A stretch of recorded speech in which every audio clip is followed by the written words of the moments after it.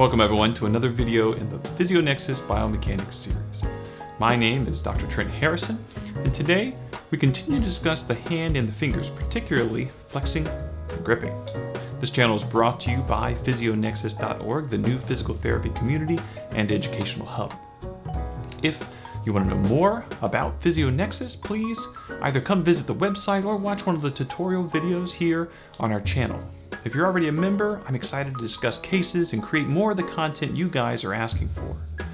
If you're enjoying this series also, please don't forget to subscribe and click the little bell icon so you know when we have new videos being released. Before we get started on this video, if you have not watched the wrist biomechanics or the first and the palm and fingers videos, you can find those in the wrist hand playlist or click the link above. As always, here are the timestamps of this video and what we're going to be planning on covering today. Carpal tunnel, pulleys, sheaths, palmar plates, muscles of activation, and then finally our closing. With flexion, let's first start with all the muscles that are going to be involved in the motion.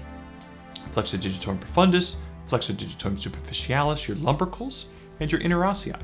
But which specific joints do these muscles actually affect? Well, the metacarpal phalangeal joint is flexed by all four. The proximal interphalangeal joint is flexed by profundus and superficialis, and then finally the distal interphalangeal joint is flexed by only the profundus muscle. Now, before we can see how they actually move these joints, we have to talk about the pulley system. You see, the hand needs all the tunnels and sheaths that make up this pulley system to eliminate any bowstringing of the flexors and to maintain the hollowness of the hand. We first have this anterior concave gutter or tunnel at the base of the hand that is comprised of the carpals posteriorly and the flexor retinaculum anteriorly, and this makes up a fiber osseous tunnel, the most important fiber osseous pulley in the body. This gutter can be divided into two horizontal rows that correspond to the two carpal rows, and we're going to focus mostly on the distal row. This is the trapezium all the way to the hamate. This flexor retinaculum in general attaches more to the distal row anyways, and this portion that does is called the transverse carpal ligament. The maintenance of this gutter is also assisted by the intercarpal ligaments within the distal row. We briefly discussed the concept of hollowing of the palm in the previous video, so let's break down that in terms of the proximal transverse arch along the carpals and the distal transverse arch at the metacarpal heads. You see, for the carpals, they already have a relative curve to them, but we mentioned that the flexor retinaculum spans from the trapezium to the hamate. We'll get into more details about the muscle attachments later, but it's important to know that the hypothenar muscles and the thenar muscles have attachments to the retinaculum. As the flexor retinaculum is pulled outwards, when these muscles contract, it'll bow out in the center, and this causes it to tighten and pull the exterior edges closer together. This means that you're actually increasing the depth of the gutter. Now, how the metacarpal or the distal arch hollows is discussed in more detail in the first hand flexion video. Now, inside the carpal tunnel, you have the flexor profundus, which is located pretty deep. Then the superficialis is up next. Also more radially is the flexor pollicis longus, and even more radially is in its own compartment is the flexor carpi radialis. Now, these tendons are compartmentalized inside of bursa, a radial bursa and an ulnar bursa. These bursae will reduce friction between the tendons to each other and between the tendons to the flexor retinaculum. The flexor pollicis longus is in the radial bursa, which is continuous with the flexor pollicis longus sheath. The other muscles all exist in the ulnar bursa. Now, some images will have the ulnar bursa being continuous with the fifth digit synovial sheath, but in studies they've recognized this only happens about 30% of the time in the population. It's important to note that the flexor carpi ulnaris wasn't mentioned in regards to the flexor retinaculum. That's because it has its own path that it utilizes. In addition, it's important to note the Guyon's canal. You see, the median nerve does run inside the carpal tunnel, but the ulnar nerve and the ulnar artery run within Guyon's canal. This is formed by the hook of the hamate, the pisiform, transverse carpal ligament, and the volar carpal ligament. If we move out to the metacarpals and the phalanges, we have the arcuate and the cruciate pulleys. The number of pulleys can vary per person. For instance, only some people have the palmar aponeurosis pulley, which is their first pulley before you even get out to the first arcuate. Now, this palmar pulley is located around the metacarpal bone before you get to the MCP joint. Now the arcuate pulleys are numbered 1 through 5 and they're denoted A1, A2, etc. These are formed by transverse fibers that tether the flexor tendons. The most important of these, in terms of limiting that bowstringing effect, is A2 and A4, which lie at the level of the proximal phalangeal middle and the interphalangeal middle. The A1, 3, and 5, they're going to be located at the actual joints themselves, MCP, BIP, DIP, and have attachments to the palmar plates, which we're going to get into in a minute.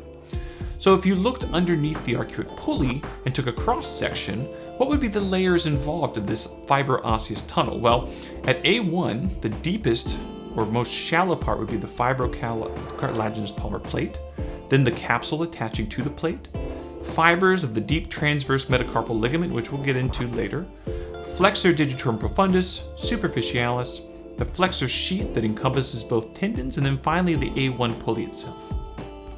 When it comes to oblique cruciate fibers, C1, 2, and 3, these crisscross between A2 through A5, and they're hypothesized to prevent sheath from collapsing during flexion, and also during flexion they help bring the annular pulleys together.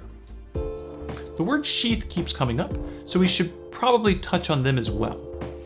Each tendon is in a sheath that runs through each of these pulleys. Now, initially, down in the palm, there are 3 sheaths. These sheaths, in essence, start in the forearm. One for the flexor pollicis longus, one for the flexor carpi radialis, and then a common flexor sheath. Now, this common sheath stops before you get to the MCP joints, and each finger will have its own individual sheath at that point, except a few which in the population we discussed, at the 5th digit, the sheath and the common flexor sheath are continuous with each other. Now these sheaths are tubes. There's a visceral layer, and it's in contact with the tendon, and then a parietal layer that faces outwards. In between these layers is a closed cavity with a bit of synovial fluid. Now if inflammation gets in here, it's going to start to adhere that down and limit motion. Now together, if we think about the sheaths and pulleys, you're going to have the sheaths that are going to limit binding down and friction of the tendon, while the pulley system will redirect the force that would otherwise dislocate the phalanges at the level of the joints if the tendon was free to just yank on them.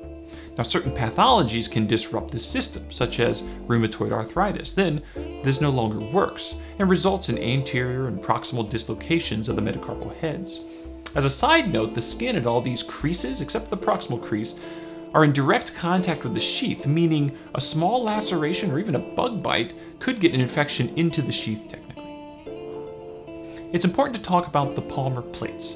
This is the structure that makes up the discrepancy in joint surface differences between the metacarpal head and the phalangeal base. You see, the metacarpal head has roughly 180 degrees of available surface area, whereas the phalangeal base only has about 20 degrees.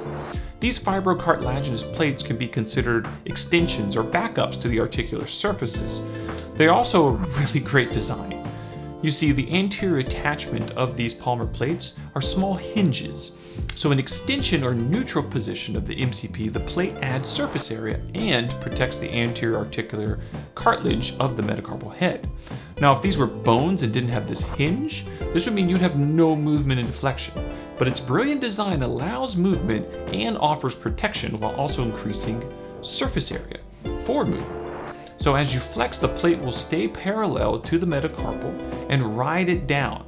Now for this design to work, the joint capsule must be quite flexible, which it is.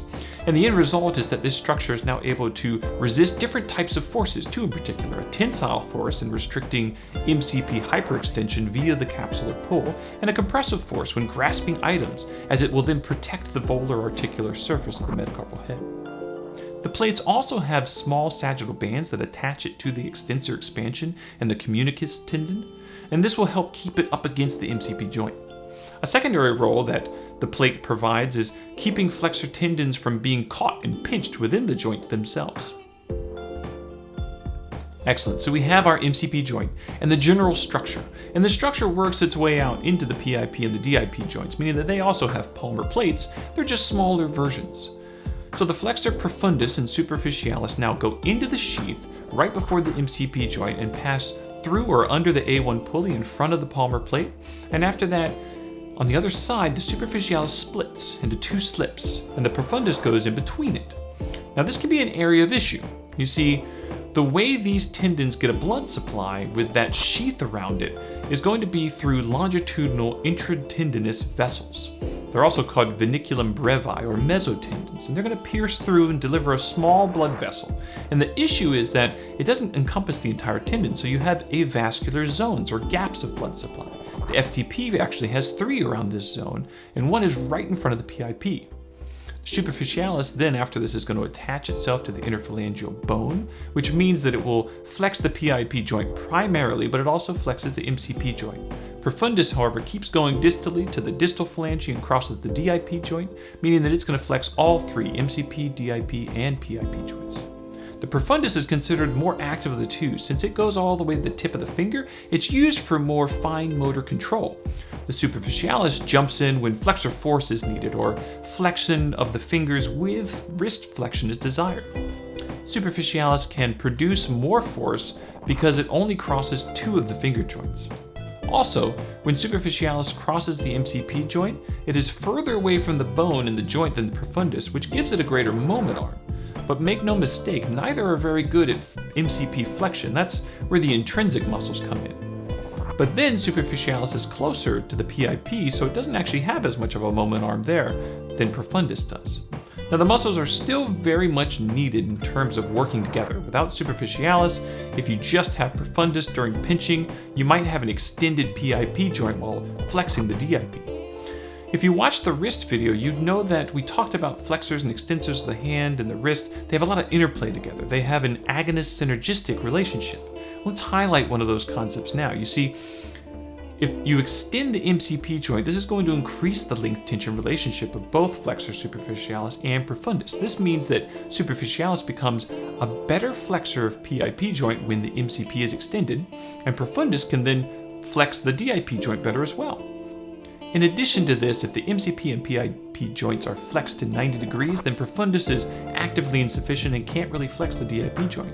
Technically, to test the actual strength of this muscle, you'd have to manually keep the PIP joint extended to give it a good line of pull. At this point, I'll say 2 final things about flexion. One is that primary MCP flexors are your intrinsics, interossei and the lumbricals. Second is that the interplay between those muscles and the extensor complex is, well, complex. Because of their relationship and attachments to the extensor complex, they're going to be in the next video of this series, and I can't wait to talk to you about it then. The next video in this series is going to be the extensors of the hand, talking about that extensor complex, and then the final video of this wrist-hand series is going to be dealing with the thumb, that thenar eminence, and the hypothenar eminence. Hopefully you've enjoyed this series so far.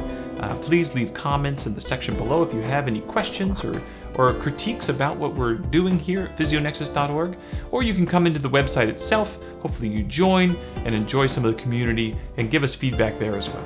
We look forward to seeing you next video.